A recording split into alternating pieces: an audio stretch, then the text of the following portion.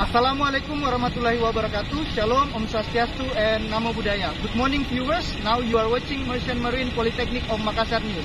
With me, Cadet Ezra. I'm reporting from the International Port of Soekarno-Hatta, Makassar. Today, Monday, 3rd of May, 2021. I will report about the weather condition and situation in this port.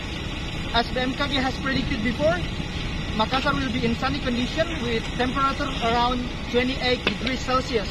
And as you can see behind me, there is motor vessel Bukit Siguntang from Maumere and will be departure to Parepare with total passengers 98 persons on board. And as you can see, the situation here is not very crowded because of our government prohibited to carry out homecoming in this year because we are still in pandemic situation. And we all believe that it's one of our government effort to reduce the spread of COVID-19 in our country. So, to all dear passengers, please stay at home, stay safe, stay healthy, stick with COVID-19 protocol by using masks, physical distancing, and wash your hand regularly. Big thanks from PB Makassar. Bravo. Thank you very much for your kind attention. Assalamualaikum warahmatullahi wabarakatuh.